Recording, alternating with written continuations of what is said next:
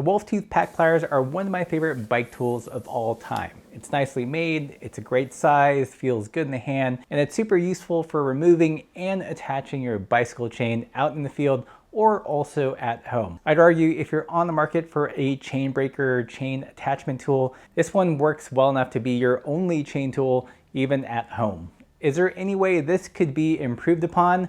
Well, that's what we've got here. This is the brand new Wolftooth pack plier with a couple differences. You'll notice that this one's a little bit bigger. We're gonna do a deep, nerdy dive on their new tool in this video. Welcome back, Pathless Peddlers, and if you're new to the channel, if you're into the non-competitive side of cycling, riding party pace, and living the supple life, you have found your people, hit that subscribe button.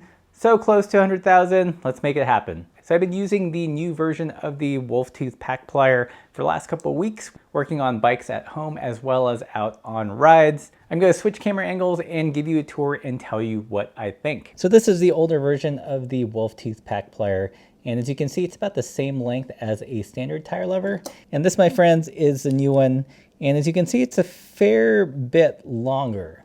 I'd say probably a good 1.5 inches, almost 2 inches. And the official name of this tool is the 8-bit pack plier. It essentially takes the functionality of the old pack plier and adds a bunch of tools, as you can see here. In total, there are 17 functions overall, with 8 bits that reside inside the pack plier body. So you've got a tool for clearing out tubeless valve stems, which is this guy here. It's almost like a small circular file that you can jab into those gunky valve cores. You've also got a assortment of different Allen sizes, as well as Torx wrenches, and even a Phillips #2.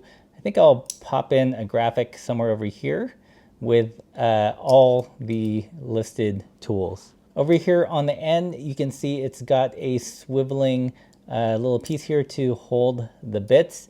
It's on a little bit of a ball detent, so it's not free-flowing, but stops in 3 kind of secure places. So I'll show you how the tools work. It's a little bit tricky. It's like playing a game of Operation.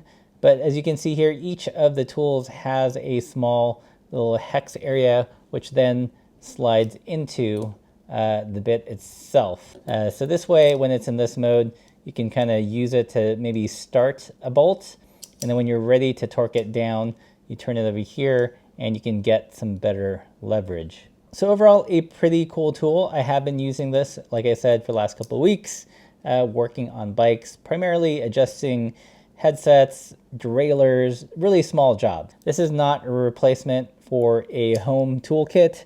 This is definitely more of a on-the-trail kit, something that you would bring with you to fix, kind of minor trail adjustments. What keeps all these bits in are some magnets, and as you can see here, it's pretty secure. It takes a lot to pop these out. In fact, even deliberately trying to take them out can be a little bit tricky if you have big stubby fingers like myself. Sometimes, and this is a real thing, I have to use a tool to pull out the other tools. And that kind of leads me to one of, I think, the downsides of this tool, and that is accessing these bits. There is a machined hole right here. You can see my finger popping through. And I found that I've definitely had to use that to get the tools out.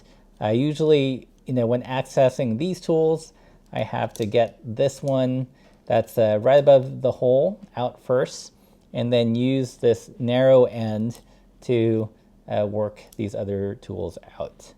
You can see over here, just pop this out, there is a magnet, but there is no cutout. So these are really tricky to get to by themselves unless you have long fingernails or something, which I do not.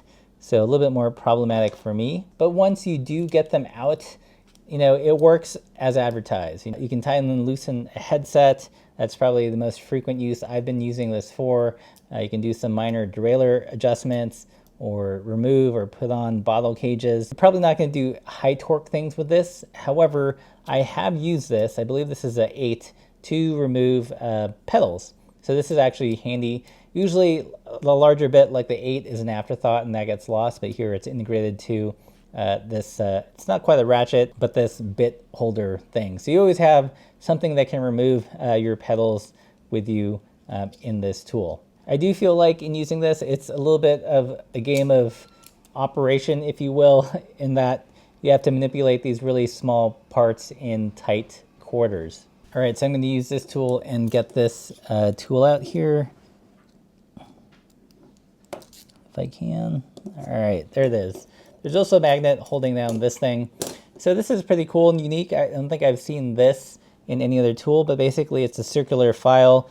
These are kind of a roughed edge, with the idea being that if you have a gunked up valve core or stem rather, you can stick this in there and file the sealant away. So this is pretty handy to have, and I have used this. Like the previous version of the pack plier, which had spaces to put in quick links, that still exists over here, although it's scaled down a bit. You don't have the ability to put two separate ones, at least I don't think. Nope. You can put two pairs, like if you have a 9-speed, 10-speed, 10-speed, 11-speed.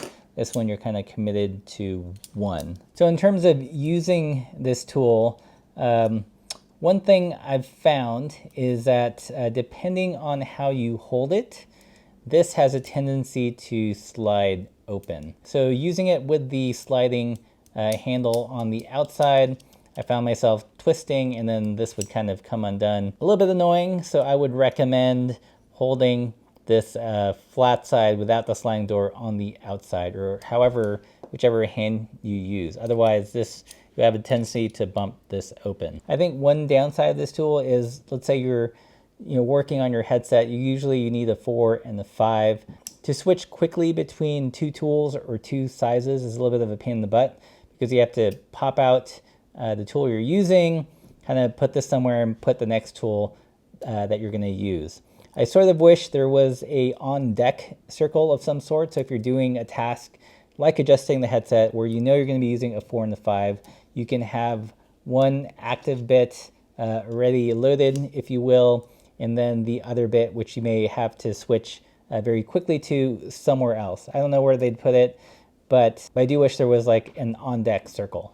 And to kind of illustrate what I mean, this is another multi-tool I really like. This is the Silke ratcheting wrench.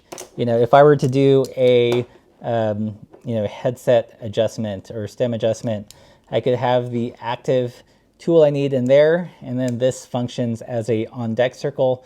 So when it's time to switch between the 5 and the 4, I just do this, and there is a clear place to securely hold the tool in waiting. As opposed to this system, you've got the tool that you're using and the tool you may switch to, which let's be honest, they're really small and easy to drop. You've got to hold it in your hand or stick it in your pocket someplace you won't lose it. So you got to do your thing and then swap the bit out. Not a huge deal, but it is a little bit cumbersome, and it's what prevents me from truly loving this tool. Other thing to consider is that these bits are fairly shallow, or short rather.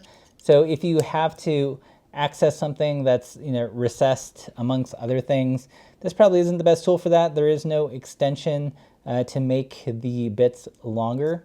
So you're really limited to working on things that are just fairly close to the surface or easy to access. So overall, I think it's a pretty interesting tool and a cool way to kind of repurpose these bits that they design for their other multi-tool that goes inside handlebars. I think if you already own a pack plier and you're deciding whether you should upgrade to this one, I'm kind of on the fence there. Pack plier is an awesome tool in of itself, and if you've got a multi-tool that you really like, that might be a better pairing than picking this up in addition to this one. However, let's say you don't have a pack plier, you don't have a multi-tool, and you're looking for kind of a quick and dirty all-in-one solution.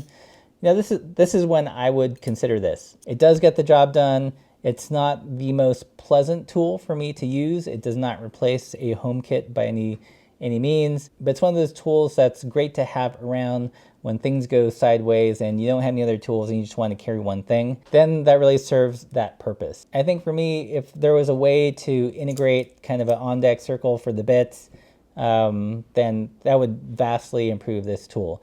As it is, you know, I tend to drop things. I've got chubby fingers, as you guys have witnessed.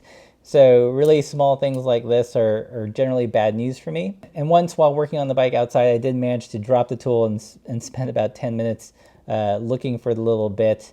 So that is also something to consider. I don't know, maybe if there's a splash of super high-vis paint here to kind of separate it from, you know, the ground, that would be something handy for the inevitable, you know, oopsie, dropping it in the dirt. But overall, a pretty clever and I think kind of new and refreshing take on a multi-tool. So what do you guys think of this new iteration, supersized version of the pack plier? Something you plan to get, or are you happy with the old one? Let me know in the comments below. And if you have any other questions, leave those in the comments. And as always, keep the supple side down.